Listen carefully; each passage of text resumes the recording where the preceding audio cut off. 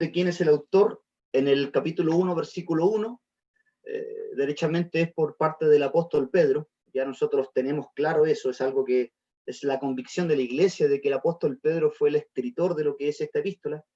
Y obviamente, ya para distinguirla de la primera epístola, se le dio el título griego de Petru B, o Segunda de Pedro. ¿Sí? Eso es obviamente ahí extraído de lo que es el griego en castellano, y vendría a ser Petru B, o Segunda de Pedro. ¿Sí? Ese es el título de esta epístola. Bueno, el autor, específicamente, ya lo tenemos claro, hermanos, el autor es el Espíritu Santo. De hecho, esta misma carta también explica bastante respecto a lo que es también que los santos hombres de Dios fueron inspirados por el Espíritu Santo, fueron guiados por el Espíritu Santo para escribir las verdades que nosotros tenemos en las Escrituras, la verdad de la palabra del Señor. Y ya el autor directo de lo que es Segunda de Pedro es derechamente el Espíritu Santo, y el escritor vendría a ser Pedro. Bueno, en el versículo 1.1 se hace esa afirmación. En el capítulo 3, versículo 1, se refiere a su primera carta.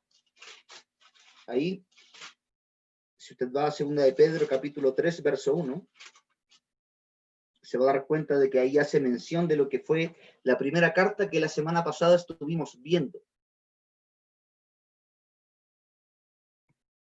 Y en el capítulo 3, versículo 1, dice lo siguiente: amados, esta es la segunda carta que os escribo, y en ambas despierto con exhortación vuestro limpio entendimiento, para que tengáis memoria, etcétera, etcétera. Ahí está haciendo mención de lo que es la primera epístola que escribió a los hermanos, y en esa primera epístola, hermanos, ahí sale el ánimo también a aquellos también que estaban pasándola un poquito mal en cuanto a lo que es persecución, o específicamente los expatriados, no estaban en el lugar también de origen de ello, pero el apóstol Pedro también les anima ahí a que puedan pasar la prueba gozosamente. ¿Sí? Bueno, todo esto, hermanos, que les estoy señalando ahora, que es escrita por Pedro, que el versículo 1 del capítulo 1 señala esta afirmación, y que acá también el mismo apóstol Pedro da también información de que él escribió la primera carta, es en respuesta a tanto cuestionamiento con respecto a quién es el escritor de esta carta. ¿Sí? Pero a la luz de todos estos detalles que son pequeños, yo tengo más detalles, ya uno puede inmediatamente responder a la pregunta quién es el escritor, y derechamente la misma carta da lo que es esa información de que es escrita por Pedro. De hecho, en el capítulo 1, versículo 14, él se refiere a la predicción del Señor de su muerte. ¿Se acuerdan que el Señor Jesucristo también habló respecto a cómo él iba a ser zarandeado también y cómo iba a ser martirizado? Bueno, en Juan 21, versículos 18 y 19, está esa afirmación, y en el versículo 1.14 Pedro la recuerda. ¿Sí? Es algo como exclusivo de lo que es el apóstol Pedro en relación con el Señor Jesucristo, y que él también la menciona acá. No hay un falso maestro que pueda decir lo mismo respecto a lo que es sus escritos. En el capítulo 1, versículo 16 al 18, él dice haber estado en la transfiguración, y es así. El apóstol Pedro fue testigo de la transfiguración. De hecho, también hay palabras que él dice en el monte de la transfiguración. Eso lo vemos en Mateo capítulo 17, versículo 1 al 4. Obviamente todo lo que sucede ahí, hagamos unas enramadas, etcétera, etcétera. Y él fue testigo ocular de lo que es la manifestación, o una pequeña manifestación de la gloria del Señor Jesucristo. Por lo tanto, él también hace mención a ese acontecimiento en lo que es su segunda carta, la carta de Pedro. ¿Sí? Bueno, no obstante, los críticos han generado más controversia por el autor y lugar correcto de Segunda de Pedro en el canon de las Escrituras que por cualquier otro libro del Nuevo Testamento. O sea, este ha sido más cuestionado que muchos libros. De hecho, los padres de la iglesia fueron tardos en aceptarlo. Estos maestros, usted sabe que ellos no son infalibles. Los padres de la iglesia, o como yo les llamo también los maestros de la iglesia, eran personas que no aceptaron inmediatamente lo que es el autor de este escrito, hubo un cuestionamiento en cuanto a eso, y costó aceptar de que esta carta había sido escrita por el apóstol Pedro.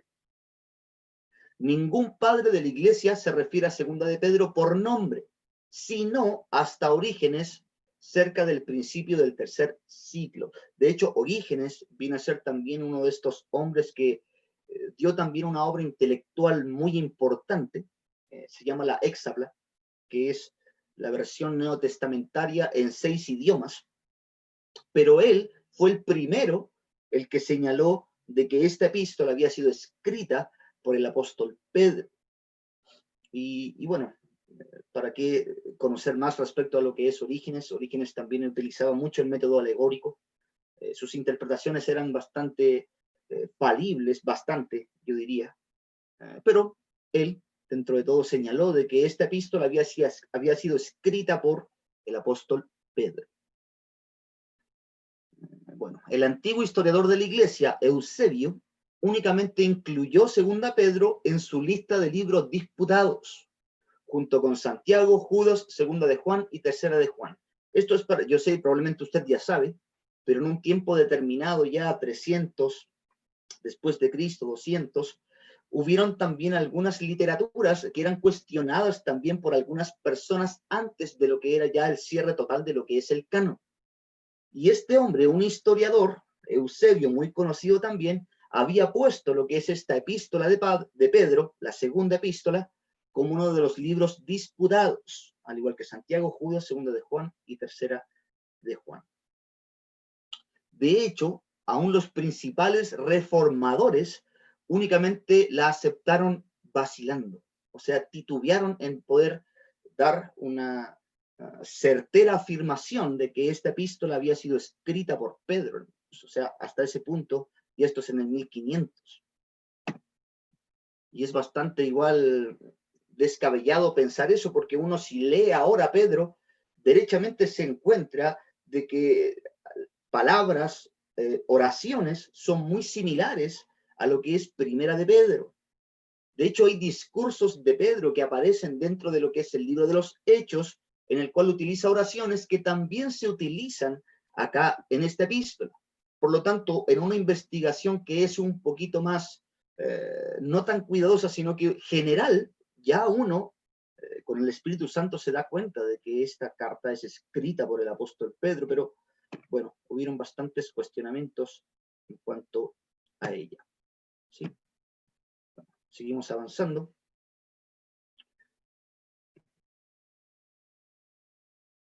Acá. Bueno, la pregunta acerca de la diferencia en estilo griego entre las dos cartas ha sido satisfactoriamente respondida. Me detengo ahí. Seguimos con esta parte del autor y los cuestionamientos que tenían también respecto al escritor. Y ahora lo hacemos en relación a lo que es el escrito griego. Por ejemplo, si usted compara el estilo griego de la segunda carta de Pedro con su primera carta, es un estilo diferente el que utiliza en la segunda carta que él envía. Y aquí lo que vamos a hacer va a ser responder el porqué de ese estilo griego en su segunda epístola. ¿Sí? Bueno, de hecho, Pedro escribió usando un amanuense, hermanos. Primera de Pedro, ¿lo recuerdan? Silvano fue uno de sus ayudantes. Él fue la persona encargada de escribir lo que le dictaba el apóstol Pedro. Por lo tanto, habían también algo de cuotas de cómo escribía Silvano en lo que es su primera epístola. Obviamente son las palabras de Pedro, pero su estilo gramatical estaba también ahí relacionado a lo que es el conocimiento de gramática que tenía Silvano, porque él era el amanuense. ¿Sí? Y eso se ve en 1 de Pedro, capítulo 5, versículo 12. En 2 de Pedro, Pedro usó o a un amanuense diferente o escribió la carta por sí mismo. Y he ahí la diferencia en cuanto a lo que es el estilo del griego en la segunda epístola. No fue Silvano el amanuense que le ayudó a escribir Segunda de Pedro. Probablemente fue otro amanuense o a la vez también fue el mismo Pedro de puño y letra el que escribió Segunda de Pedro. ¿Sí? Por lo tanto, es ahí la respuesta a lo que es este tema del estilo griego, el cual también hay personas, al verlo, decían, realmente esto no fue escrito por Pedro, porque tiene otro tipo de estilo gramatical. Bueno, lo mismo sucede con Juan. ¿Se acuerdan cuando les señalé en la introducción de Primera Juan los días jueves? Primera, segunda, tercera de Juan, el estilo también gramatical de esas epístolas es muy similar también a lo que vemos en el Evangelio. Pero no así la gramática de Apocalipsis, no es muy similar a lo que es el Evangelio y las tres epístolas. ¿Pero por qué? Porque el Apocalipsis tiene otro enfoque. Es una revelación de Jesucristo. Es un libro profético. El espíritu, de hecho, el espíritu de la profecía está sujeto a los profetas, también señala Apocalipsis. Por lo tanto, hay muchas citas veterotestamentarias o del Antiguo Testamento en el Apocalipsis. ¿Por qué? Porque tiene otro tipo de temática que quiere dar a conocer el apóstol Juan a la iglesia y está relacionado a eventos futuros. Sí, es por eso que la gramática es diferente a lo que es el Evangelio de Juan y las epístolas. En el caso de Pedro también es algo similar. ¿Sí? Dice que las diferencias en vocabulario entre las dos cartas pueden ser explicadas por las diferencias en temas. La primera de Pedro fue escrita para ayudar a cristianos que estaban sufriendo, ya lo vimos. Segunda de Pedro fue escrita para exhibir a falsos maestros. De hecho, hay un paralelo muy importante con Judas también, en cuanto a lo que es este desenmascaro, hermanos, de los falsos maestros. Por otro lado, hay semejanzas impactantes en el vocabulario de los dos libros. La salutación gracia y paz, o sea, multiplicadas, es esencialmente la misma en cada libro. El autor, Pedro, usa palabras tales como preciosa, virtud, despojaos y visto con nuestros propios ojos para nombrar tan solo unos cuantos ejemplos en ambas cartas. O sea, hay un vocabulario también que utiliza en Segunda de Pedro, el cual también se ve en Primera de Pedro, y es en el caso de esas palabras, virtud, preciosa, despojaos, visto con nuestros propios ojos, etcétera. ¿Sí? Eso es para ya, más que todo, fortalecer el argumento de que el escrito que estamos viendo ahora es del apóstol Pedro, al igual que este mismo apóstol escribió la primera carta. ¿Sí? Bueno, algunos eruditos, y seguimos con esto porque es importante, hermanos, algunos eruditos han señalado que hay tantas semejanzas en el vocabulario entre Primera y Segunda de Pedro como lo hay entre Primera Timoteo y Tito. Dos cartas que casi universalmente se cree que fueron escritas por Pablo. O sea, esa es la semejanza. Si usted va a Primera Timoteo y después lee Tito, ya realmente usted piensa, estas dos epístolas son escritas por Pablo.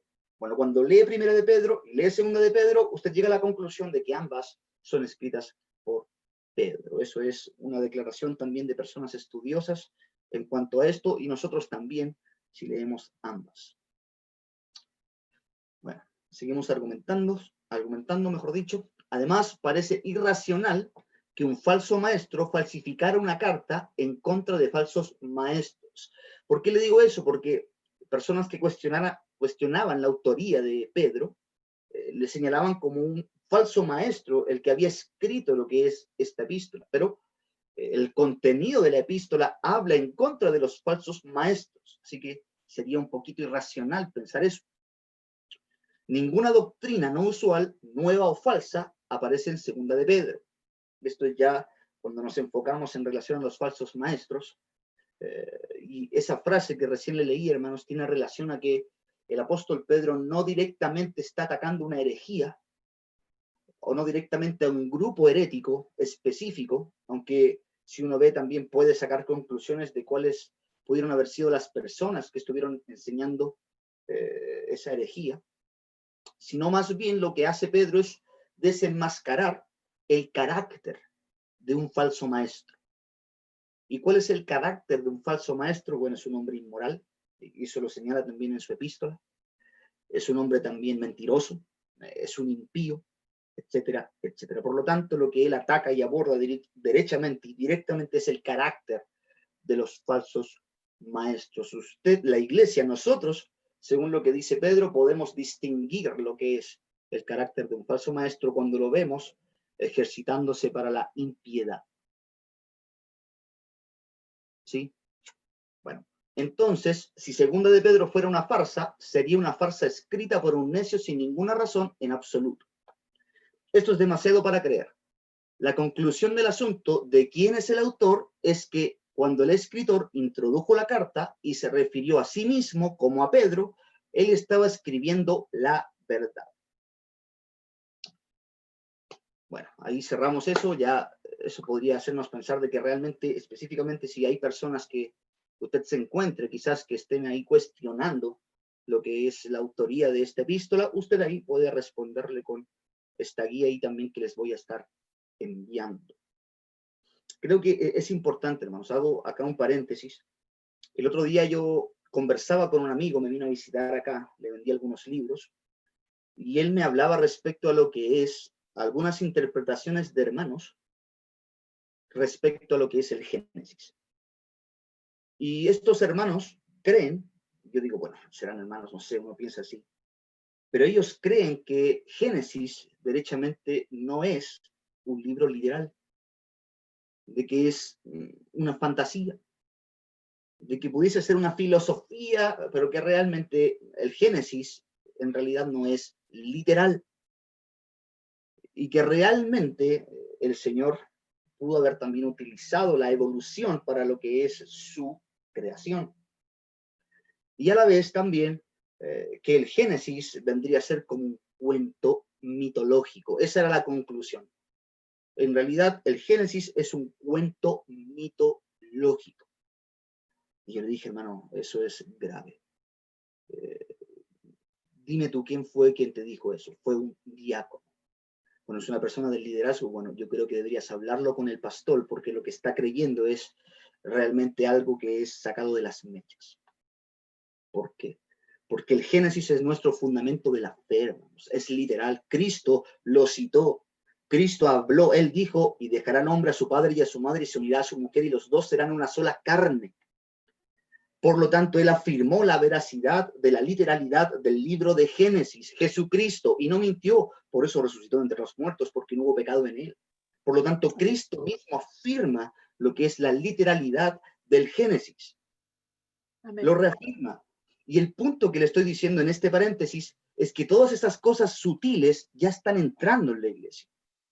Por eso es que no quise dejar de lado esta información respecto a lo que es la autoría de Segunda de Pedro, porque probablemente también teólogos liberales, que sean pastores liberales, también desde el púlpito comiencen a cuestionar lo que es la autoría de Segunda de Pedro, hasta el final llegar a la conclusión de que no es confiable la Biblia, hermanos. Y eso es muy peligroso. Eso es muy peligroso, hermanos. Por eso que no deje de lado esta información y no deje de lado también información que lea respecto a lo que es la crítica textual, también lo que está relacionado con el griego. Y todo aquello que es introducción al Nuevo y Antiguo Testamento, porque nos ayuda mucho, hermanos. Nos ayuda mucho.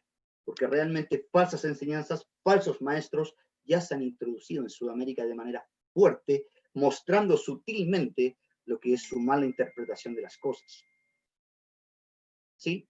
Cierro paréntesis. Y ahí seguimos ahora en lo que es Segunda Pedro. La fecha, específicamente, vendría a ser entre el 68 después de Cristo, o 67 y 68 después de Cristo. Bueno, realmente Nerón murió en el 68, y la tradición dice que Pedro murió en la persecución de Nerón. La epístola pudo haber sido escrita poco antes de su muerte. Así que, bueno, el versículo 14 del capítulo 1 señala también de que ya Pedro sabía que iba a morir. Él dice, sabiendo que en breve debo abandonar el cuerpo, como nuestro Señor Jesucristo me ha declarado. Y ahí le reafirmo eso. También yo procuraré con diligencia que después de mi partida vosotros podáis en todo momento tener memoria de dos cosas. ¿Ok? Avanzo. Pasamos al contexto histórico de Segunda de Pedro. Ya estamos terminando. Desde el tiempo de la escritura y envío de su primera carta, Pedro se había preocupado más y más por los falsos maestros que estaban infiltrando las iglesias en Asia Menor. Aunque estos falsos maestros ya habían causado problemas, Pedro esperaba que sus doctrinas herejes y estilos de vida inmorales resultaran en más daño en el futuro. De esta manera, Pedro, en un casi último testamento, porque él ya sabía que iba a morir, escribió para advertir a los creyentes, amados en Cristo, acerca de los peligros doctrinales que estaban enfrentando. No era algo normal, hermanos, era algo bastante fuerte. Era una emergencia el que Pedro le haya escrito a los hermanos respecto a estos falsos maestros. Y de hecho, obviamente porque ellos estaban mostrando un estilo de vida que era completamente inmoral, impío, haciéndose ellos llamar la iglesia. Eso es tremendo. Blasfemaban el nombre de Cristo y ellos decían que eran cristianos.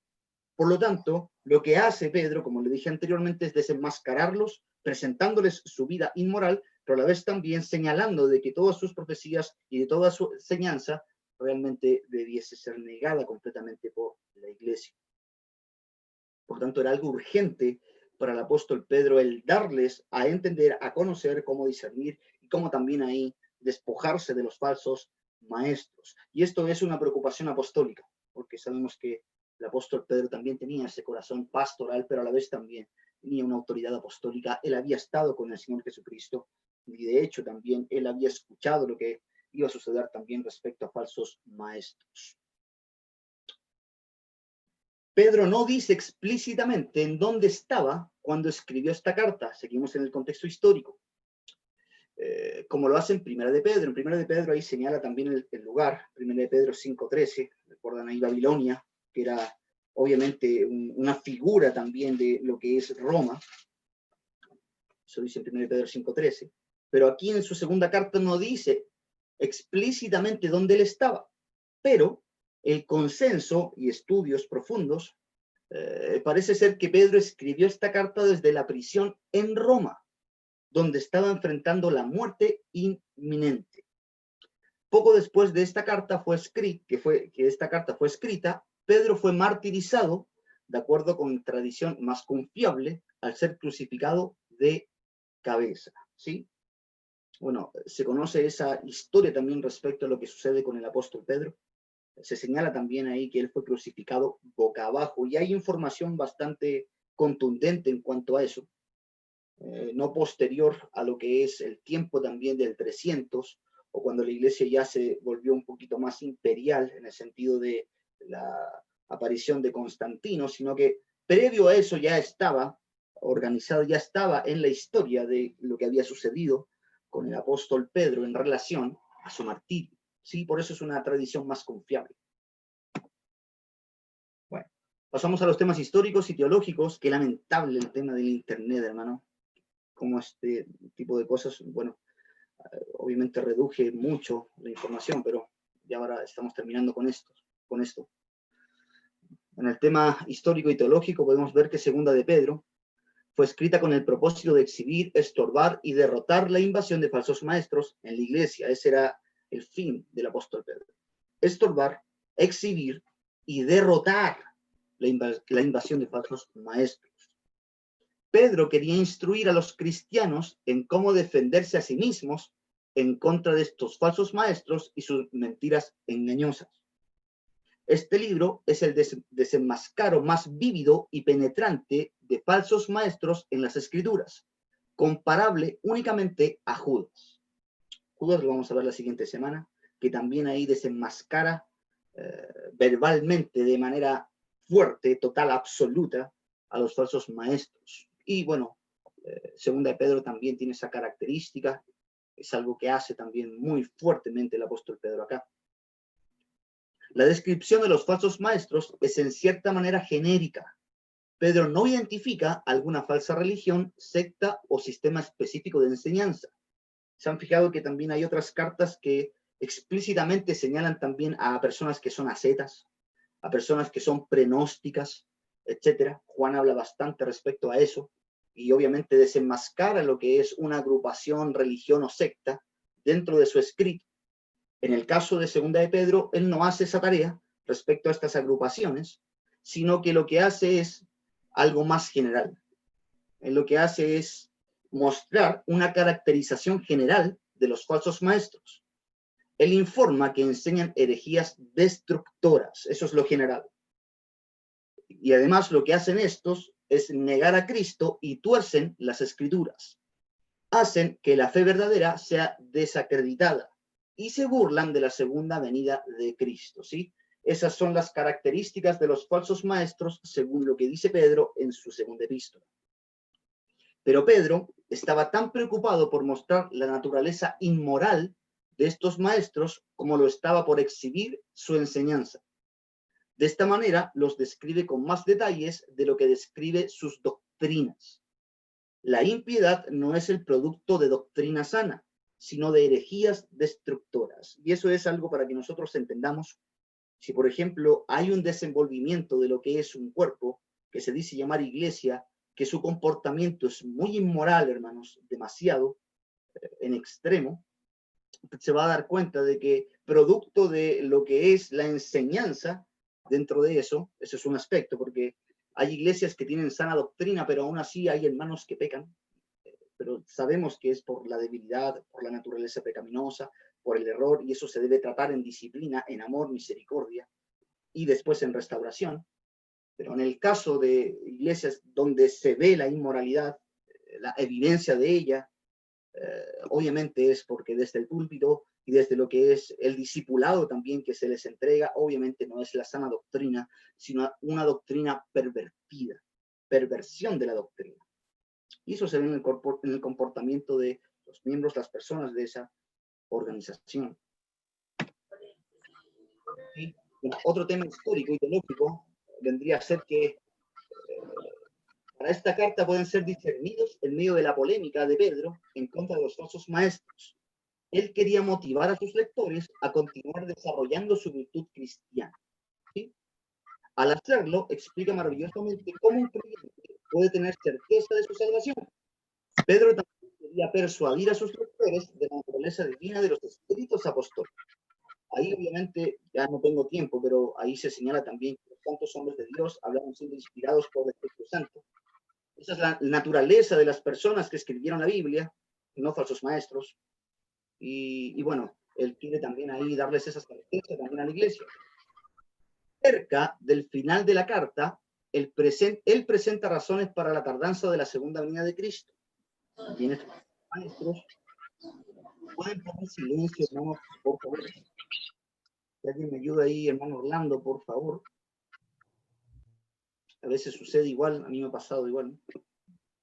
Cerca del final de la carta, él presenta razones para la tardanza de la segunda venida de Cristo. Y otro tema que continuamente se menciona es la importancia del conocimiento. La palabra conocimiento aparece en alguna forma 16 veces en estos 3 cortos capítulos. No es demasiado decir que la solución primordial de Pedro a la falsa enseñanza es conocimiento de la verdad o de la verdadera doctrina. ¿Sí? Por eso que ahí Pedro en su carta también, si usted hace un estudio, habla más de 16 veces lo relacionado al conocimiento. El conocimiento verdadero, el conocimiento verdadero. ¿Por qué? Porque los falsos maestros no lo tenían y ese conocimiento verdadero debe ser característico de la iglesia, ¿sí? Y eso, ¿no? Bueno, hasta acá ya nos pidió el tiempo. Ya la próxima semana ahí les voy a dar más detalles respecto a esto. Es muy importante, hermanos, el poder también entender lo que es el mensaje de segunda de Pedro, el nosotros también recepcionar ese mensaje para también aplicarlo en relación a lo que es estar apercibidos en relación a falsas enseñanzas, a falsos maestros, a lo característico también de los falsos maestros. Yo recuerdo que personas que hablan de pactar, yo pacto con Dios, son personas que están llenos de lo que es amor al dinero. Obviamente eso es algo bastante fuera de lo que es la sana doctrina, hermanos, y se pueden permitir cualquier cosa, hermanos, por el solo hecho de obtener más dinero. De hecho, los falsos maestros en segunda de Pedro también tienen esa característica. Por lo tanto, hermanos, cuando uno recibe este mensaje debe estar también atento a poder también ahí hacer los ajustes necesarios en relación a cómo me comporto yo, pero a la vez también a cómo una persona predica, enseña o presenta su iglesia, ya sea en redes sociales. Eso debe también usted tenerlo en cuenta. De repente Bueno, hay un caso, hermanos, esto lo digo de esta manera, a modo de aplicación simple, hermanos.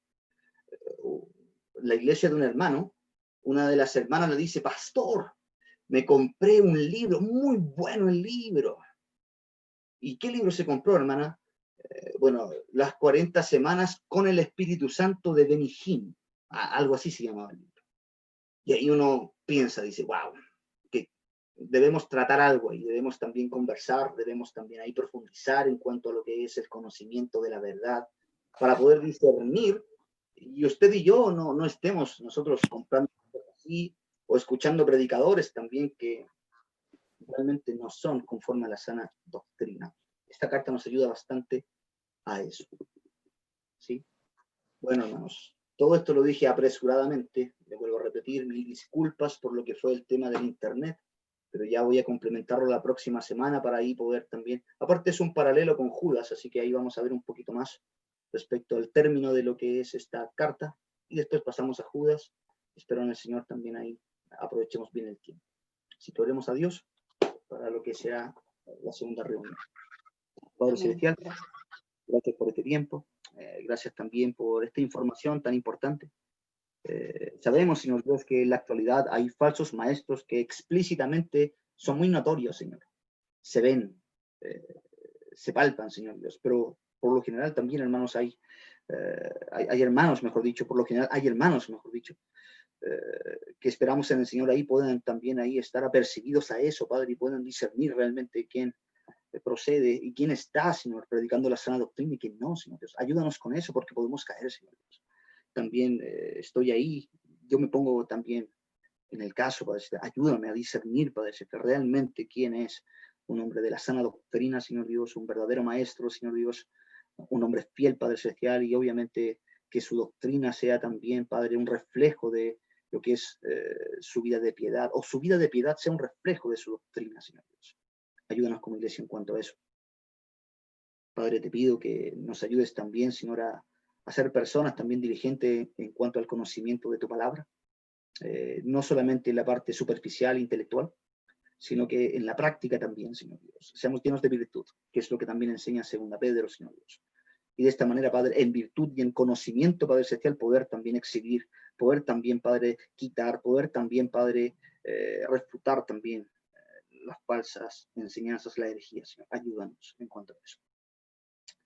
Padre, en tus manos dejamos lo que resta de lo que es este día, Señor Dios, el tiempo también con tu palabra que vamos a tener con los hermanos, las alabanzas, la adoración. Queremos glorificarte y queremos hacerlo en la manera que realmente tú eres digno, Padre Celestial. Con un corazón sincero, Padre Celestial, en humillación delante de ti, porque reconocemos, Padre, de que tú eres digno de adoración y de alabanza. Señor, en sus manos dejamos, Padre, el resto del día. Y todo esto, Padre, lo pedimos y lo agradecemos de antemano, Señor. En el glorioso nombre del Señor Jesús. Amén. Amén. Gracias, Señor.